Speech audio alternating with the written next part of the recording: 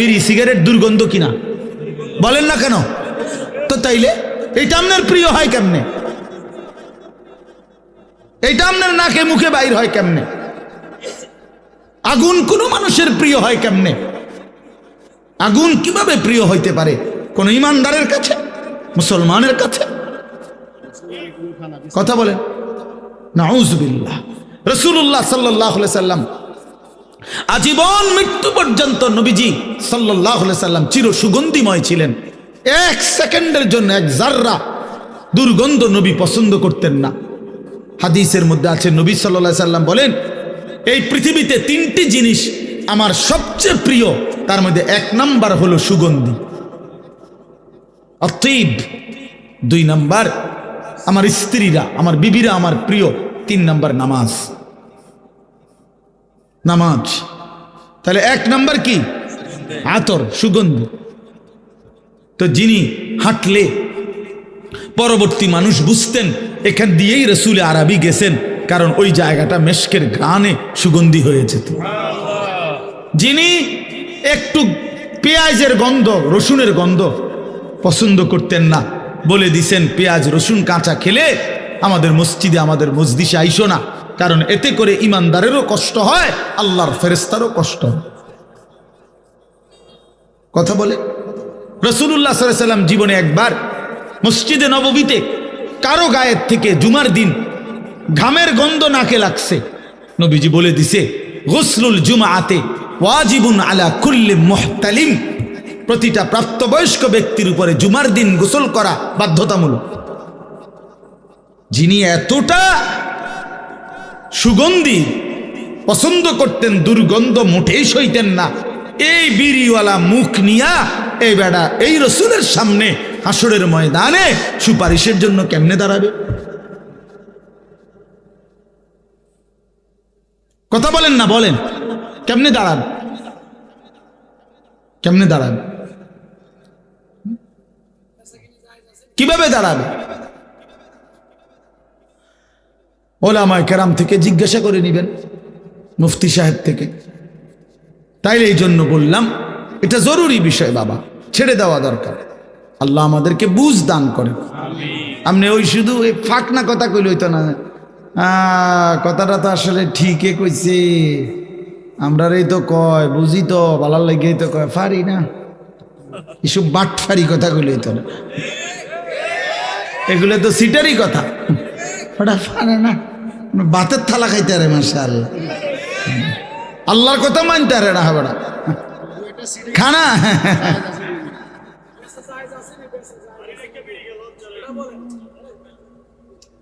কোন মুফতি সাহেব থেকে জেনে নেবেন। এই জন্য বললাম মুফতি সাহেব থেকে জেনে নিতে হবে। এই জন্য বলেন আমরা এটা বুঝাইতে চাইলাম বাবা। আমার শুধু একটা উদ্দেশ্য না, আমি কোনো বিড়ি সিগারেট বুঝাইতে বসি নাই, বসছি যে প্রসঙ্গ করে বললাম গুনাহ ছেড়ে দেন, আল্লাহর নাফরমানি ছেড়ে দেন, নিজের আখলাক, নিজের জিন্দিগি সুন্দর করা চাই। এটা এমনি এখন একটু পছন্দ না হলেও এটাই সত্য, এটা ইনসাফ, এটা উচিত। আজকে হয়তো আমি শক্ত করে বললাম, কিন্তু একদিন মনে পড়বে, হায় মোল্লার কথা যদি শুনতাম, এই মোল্লার ওয়াকালু লাউ কুন্না নাসমাউ আও নাকিলু মা কুন্না ফি আসহাবিস সাঈদ।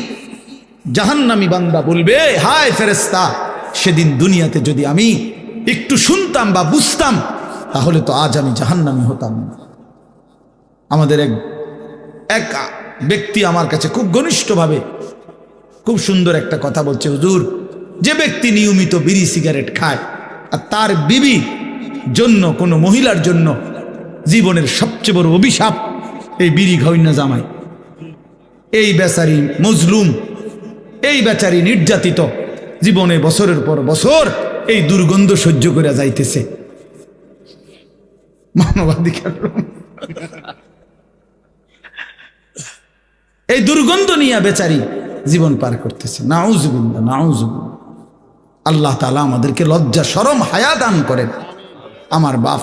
তাহলে আমাদের জীবনের মূল ডিউটি এটা মনে রাখবেন, একজন মুসলমানের কাছে আল্লাহর প্রথম চাওয়া গুনাহ বর্জন। এটা হলো এক নাম্বার। তো বলে নেক আমল, এই গুনাহ যে বর্জন করে আল্লাহর কসম অটোমেটিকলি নেক আমল তার দ্বারা হয়েই যায়। যে মিথ্যা বলে না তো বাকি কথাটি তো সবই সত্য।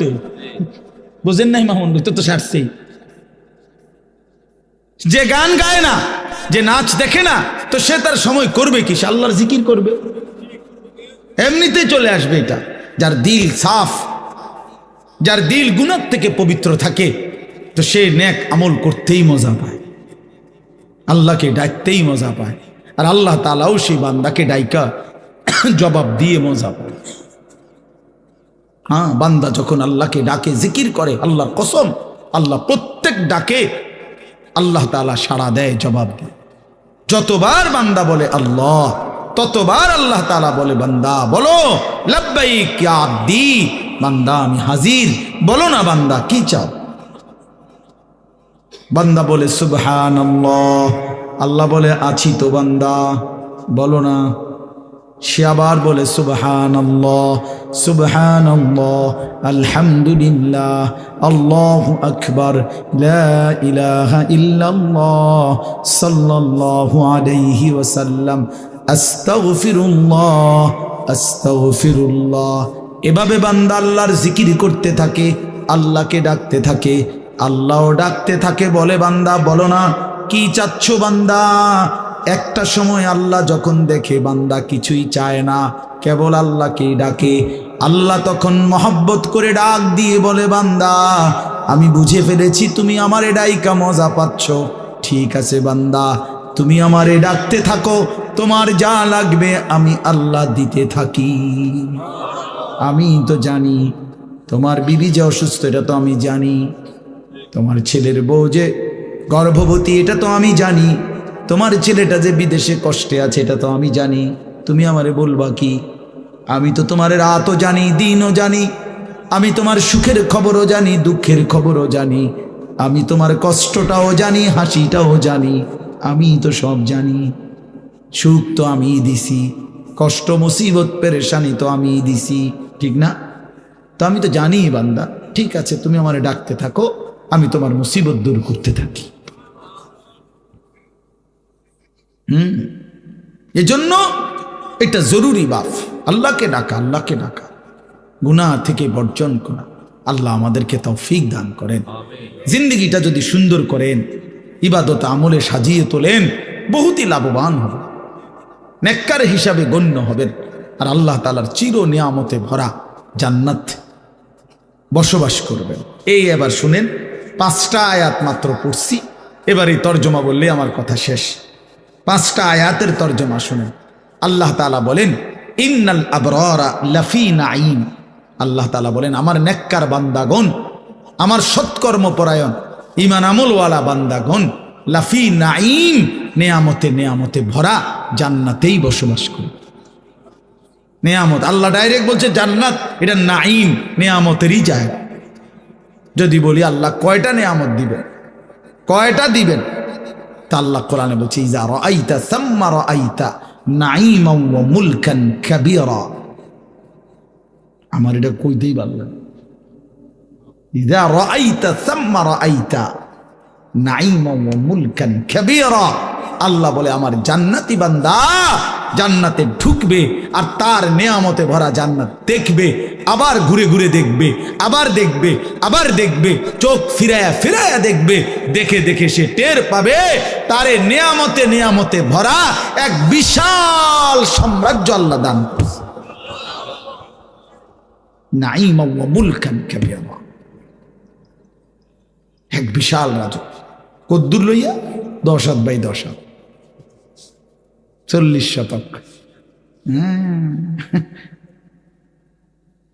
কাশীনগর ইউনিয়নে উনি মনে করছেন না, 10টা দুনিয়া বরাবর সবচেয়ে ছোট জান্নাত, নিয়ামতে ভরা, পুরাটা কোটি কোটি নাজ ও নিয়ামতে ভরা। আলাল আরাইকি ইয়ানজুরুন। এবার আল্লাহ বলেন আমার জান্নাতি বান্দা জান্নাতের সিংহাসনে বসে দেখতে থাকবে। কি করবে বলেন না কেন? দেখতে থাকবে। এখন প্রশ্ন হলো কি দেখবে? তিন জিনিস দেখবে। কয় জিনিস? এক নাম্বার, তাকে আল্লাহ তাআলা যে বিশাল রাজত্বের নেয়ামতে ভরা জান্নাত দিছেন, জান্নাতের সিংহাসনে বসে সে তার পুরা নেয়ামতে ভরা জান্নাতের এই রাজত্ব এক নজরে একসাথে দেখবে, পুরাটা পুরাটা। আর কেমনে? তাহলে এটা মনে ছোট, দুইটা রোমার একটা বাড়ি না, নাহলে একসাথে দেখবো কেমনে এত বড়? 10টা দুনিয়া বরাবর জান্নাত এক নজরে দেখবে কেমনে এত বড়টা? তা আমিও একটা সহজ উত্তর দেই। কেমনে দেখবে জানেন? আমনে নিয়ত করেন, দোয়া করেন, আল্লাহ যেন আমারও জান্নাত দেয়, আমনেরও জান্নাত দেয়। তাহলে দুজনে গিয়া আমি আমনেরে বুঝাই কমু, আমনে আমারে বুঝে। বুঝেন নাই কথাটা?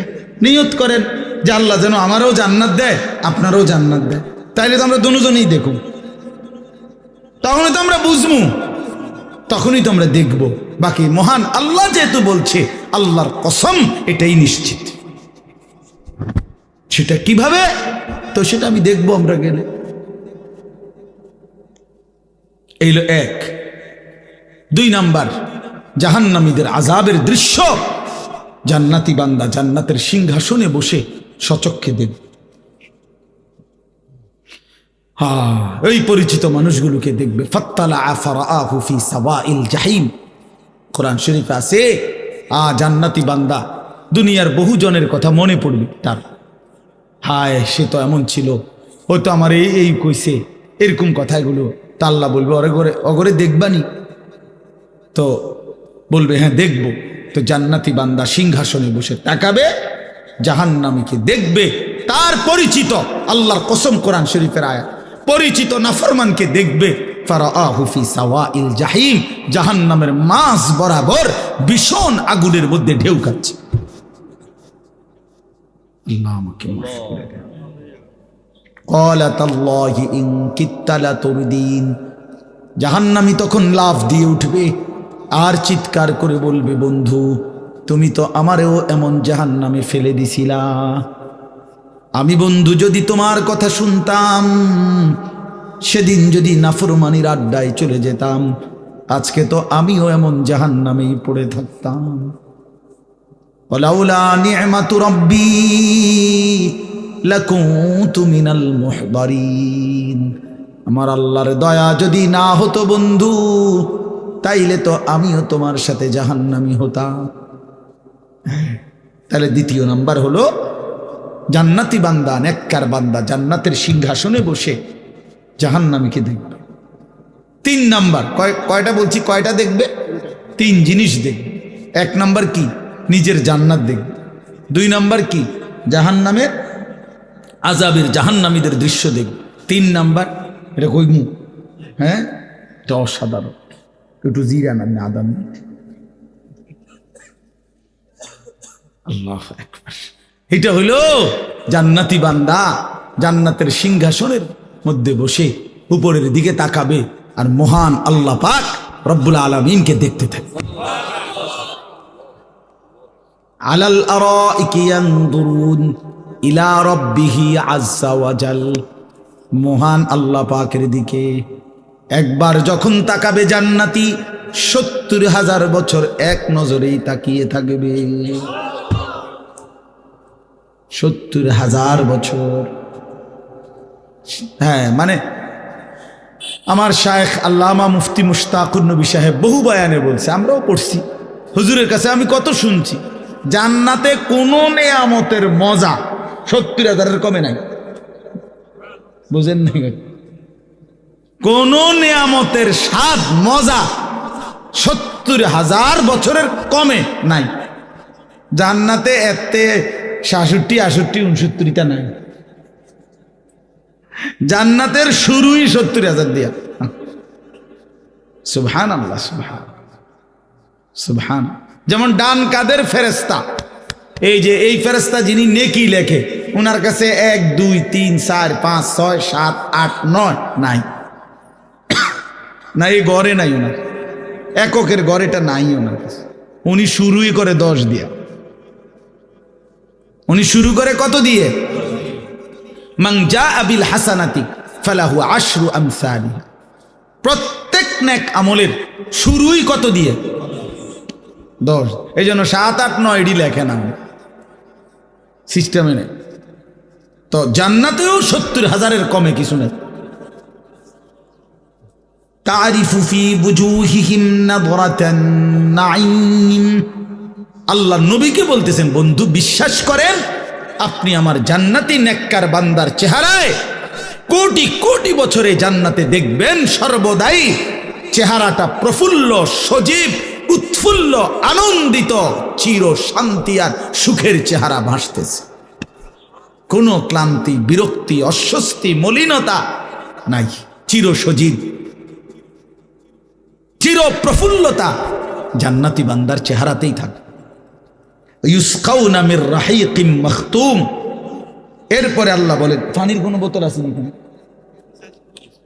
না না, আমি একটা জিনিস দেখাই দাও, মানে একটা জিনিস বুঝাবার জন্য। ইউসকাউনা মির রাহিকিম মাখতুম। আল্লাহ তাআলা বলেন, আমার জান্নাতি বান্দাকে শরাব পান করানো হবে। রাহিক এক ধরনের শরাবের নাম। জান্নাতি শরাব পান করানো হবে। তবে মনে করেন এই বোতলের পানি, এইটা এতটি পানি আমি খাবো না, এই হিসাবে আমরা 3 জনে মিল্লা খাইলাম, আমি একটু, আপনি একটু, এমনি 3 জনে আমরা। তো এটা হলো দুনিয়াতে এরকম বন্টন করে 3 জনে মিল্লা খাইলাম ধরেন।